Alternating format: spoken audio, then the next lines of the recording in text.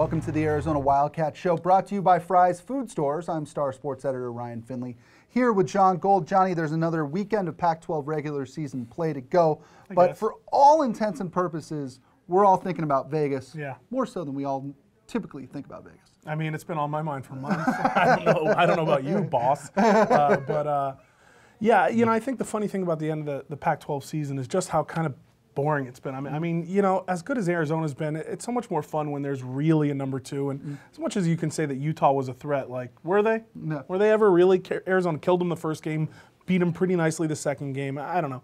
I kind of wish there were those days when there was like 5 teams competing for it and more NBA talent, and there's not. Sure. Who stands to benefit the most at the Pac-12 tournament? Who has the most to play for? I think Oregon probably. Oregon right now is in the tournament no matter what, but I think they can bump up a little bit. I think Arizona is locked in as a 2 unless something crazy happens. Unless three teams lose. Yeah, exactly. Or even maybe 1. I think they're probably in that 5 or 6 range.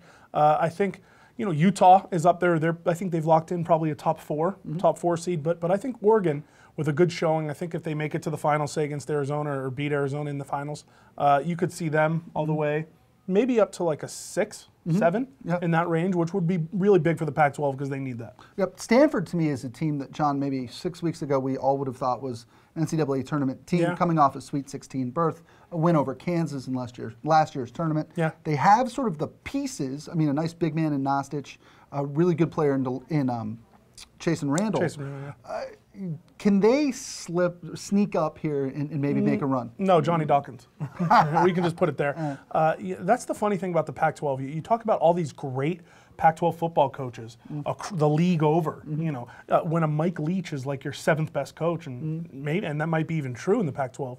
Basketball, I mean, how does Johnny Dawkins at this point still continue to get that much support? How does Lorenzo Romar? Well, he made a Sweet 16 a year ago. Yeah, he did, but that was their first run in a long time. And this year is a disappointment. I'm not saying he deserves to go, but no, I don't think they have a run in them. Nor does Washington have a run in it. You know, I think this is a talent-driven league, and the talent is completely concentrated with 1 school, maybe 2 if you argue it.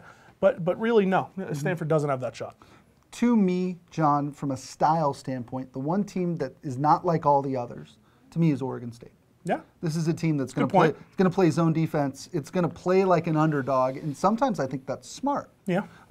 Any chance that they could leap up and, if not make a run into the semis or finals, maybe at least get a signature win to send them off to the CBI with something? Yeah. They just love that CBI. I know, they do. Oregon, they should just call it the OSU. Ultimately, I think they're a good story this year because Wayne Tinkle came in and kind of righted the ship a little bit, even though Craig Robinson's my boy, but you know, ultimately, no, they don't have anywhere near the firepower to make any kind of run. Sure. That'll do it for this episode of the Arizona Wildcats Show, brought to you by Fry's Food Stores.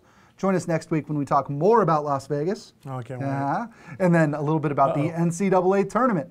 For John Gold, I'm Ryan Finley. We'll see you next time. Try this matchup: low prices and faster checkout. You can count on it at Fry's.